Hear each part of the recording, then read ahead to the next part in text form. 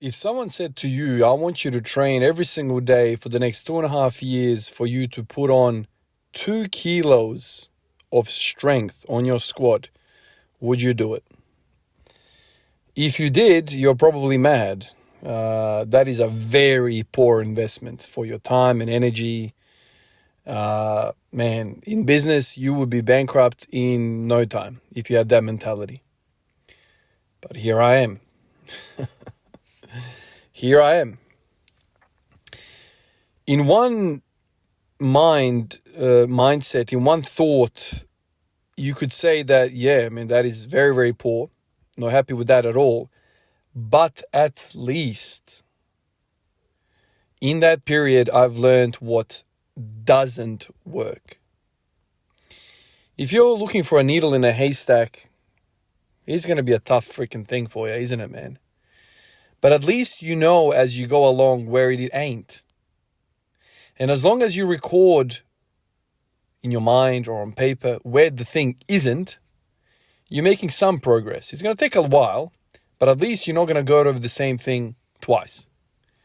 Well, in my case, I've done lots of backpedaling and going over the same damn thing multiple times. I've been around the same block 100 times. Today I hit a 215 kilo squat, back squat. And the last time I did that was on day 913. If my math is correct, if I remember correctly, I just did the math. That's 842 days ago.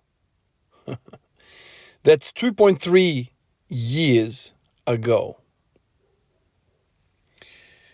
When I think about it like that, I'm like, damn. But part of me is also like, good. Those 2.3 years have gone by, and you have continued to search, continued to fight, continued to bang your head against the wall, continued to lose. And that losing either makes you quit, you just keel over and you just quit, let the enemy finish you off, or you keep fighting. And you build that character stronger and stronger and stronger. You build that hunger more and more and more. And right now, as I'm sitting here, I am so freaking happy, so fulfilled, that I'm ready for another 2.3 years of training for another 2.5 kilo on my squat. Because the thought of me not going over the same stuff, I've learned what doesn't work, man. I've banged my head against all sorts of different things I've learned. And even though the bar is only 2.5 kilos heavier than last time, since 2.5 years ago, I feel like I'm more equipped than last time. I've learned more. And the bar only shows 2.5 kilos heavier, but in my mind, I'm much, much, much more stronger because I've armed myself with knowledge. With knowledge. And in a way, we look at the numbers on the bar and we're like, cool. But that doesn't tell the whole story. That doesn't tell me that I've fought through the hip pain. I've worked out the hip pain. This year has been a freaking success. 118 for 13. Now 215. Lots of things are happening and I'm pain-free. I'm pain-free. I did that 215 squat and I had no reservations for Mr. Pain to rock up and kick me up the ass. Nah, man. Felt perfect. And that to me is more exciting than the actual number on the bar because that tells me there's more to come. I've done something here that's very positive and it feels as though there's a lot of potential. And that to me is what drives me most of the time. It's like my gut feeling tells me one thing, but I'm not getting there. But my gut feeling tells me something. And that gut feeling has pushed me, and I've always felt like I'll work this out. This is not a structural problem. This is not a frequency problem. This is not any of these things. This is just, I need to work it out. What I've done in the past was wrong. The hip pain is not something that's going to be killing me. I can work this out because when I do certain things, it gets better. When I do other things, it gets worse. So it's not a bone on bone type of thing. That to me is a beautiful thing. It's a beautiful thing that I've trained all this year with no pain. The start of the year, I went to the AMRAP craziness. 2 heavy AMRAP sets a week. Everything else was super light. Now I'm in a bodybuilding a period where I'm doing even less hard squatting. So I'm basically only doing a leg day once every 5 days now. It was once every 4 days for the last month or so. Now it's every 5 days. So I come in and I've been doing hack squats. I've been doing belt squats. And that 5-day period, only one leg day, and I'm hitting everything else. Back, chest, back of the leg, front of the leg. I'm hitting those quads like mad. I'm stretching those quads like mad. And here we are. Who would have thought? Who would have thought the hack squat would translate? I know there was a lot of discussion about it. Will it translate? Will it not translate? To me, when I look at this rep, I'm like, man, it's translating all right. It's translating. I feel in my quads. Here it is, man. All I can see is my quads working better.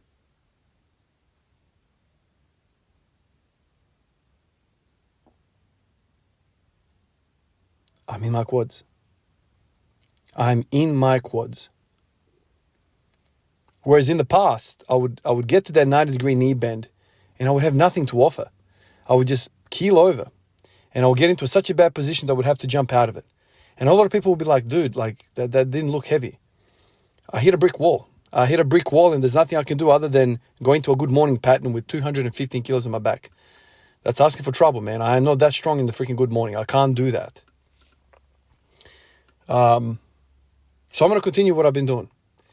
Continue stretching the quads, continue smashing the quads. The belt squats are on the menu now, so I'm going to continue doing that. I'm back at work now, so I can't go to the gym every single leg day. Wherever it falls, every 5 days, I'm going to, be at home. If I'm on day off, then I'll go to the gym. If the shift permits, it depends on the shift time and everything else in life, I'll go to the gym. But, I can't commit just to the hack squats. But it seems a month of hack squatting has done something really, really positive. And so I'm very pleased to say that hack squats, for the way I squat, have definitely carried over. Definitely carried over. The belt squats are carrying over. I think they're going to be excellent, even better probably than hack squats. Hack squats do fry your lower back a little bit. The belt squat is all about the knee extension. There's no requirement on the hip extension at all. So you can't run away from the quads. Probably the same could be said for the hack squats as well, but there is a lower back pump that I'm experiencing, which tells me it's not as isolating as a belt squat. But those two things have contributed to this. My crappy quads are now catching up and I'm feeling stacked. I'm feeling more upright. I don't feel like it's a leaning squat. I feel like it's more of a stacked squat, which is also excellent for other lifts. I think the deadlift is going to contribute as well because I'll have more pop off the bottom. Even though it's a pull mostly, if you can get a little bit more wedging into it and you can just add a little bit more acceleration off the ground, even for a guy that's not built for squatting, these short arms are not going to be great for it, but just a little bit of more quad strength would just allow that bar speed to just be a little bit better, and then for me to transition into that posterior chain at the top, which I feel like I can lock out way heavier weights than 265 at the top. It's just I can't get it into that beautiful rev range that my engine is freaking tuned for, which is that around the knee. If I can get that thing to the knee, it's locked out.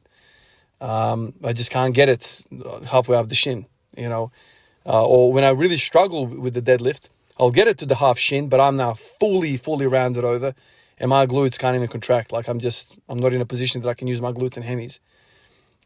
So if I can get to the half mid shin with a straight back, I'm locking that out. And so I think this squat period that I'm absolutely hammering away is going to be beneficial for me as a human being. This is a weakness that I've identified, and it seems as though, I'm not 100% certain, but it seems as though that there is a correlation between my hip pain and the quad hypertrophy. Now I'm thinking, I know it's kind of back and forth. Now I'm thinking my hip pain has always been a proximal tendonitis of the quads. I don't know which quad in particular, but when I train my quads, when I do split squats and I stretch and strengthen the quads, dude, I feel amazing. I feel free. I feel like I can access that glute power on the back of me because now the hip flexors, the iliacus, the psoas, the rectus femoris, they're longer. And when they're longer, I can extend through with my hips. I can contract the glutes. I'm not being inhibited by the opposite side. This reciprocal inhibition crap. I'm not being locked out of the room because the hip flexors are so tight. Now the hip flexors are long and strong, and that can really work in tandem with the glutes. And I just feel so freaking strong, man. I feel so freaking strong when that happens. And on top of all of that, I don't know how I put this into the story, but I've just finished a night shift, man. This session here that you're watching is on one banana. I ate a banana before I went to the gym. So I woke up, got dressed, ate a banana, went to the gym. I slept for 4 hours. After the night, I'm tired. I'm not in the most optimal shape. And again, I feel strong after a night shift. I can't work that side of things at all. I don't know how many. I think the 210 PR was also after a night shift. The 212 wasn't, but the one previous to that, 212, which is 210, was after a night shift as well. I can't work that shit out, man. I don't know what the hell is going on with that, but there's something with that as well. I feel strongest when I'm freaking tired. Work that shit out. Another thing that I want to say is in recent times, I've been doing a lot of bench pressing. Lots and lots of bench pressing. Obviously, bodybuilding arc, doing lots of benching. And I did a machine, which is kind of like a decline type of machine, cable machine. And I really liked how it felt. And today, I did my flat bench, and I looked over to the decline, and I'm like, man, I got to try it, man. I know people are saying that you don't need to do decline at all. Man, I wanted to try it. The other day, I saw a video of that fella, African-American dude, coach. I think his last name is Glass. And he went on to say that all you need for pecs or chest is to do decline. And there was a whole bunch of people in the comments saying, bullshit, don't do decline. Kind of like what a lot of you guys were saying as well. Decline is useless.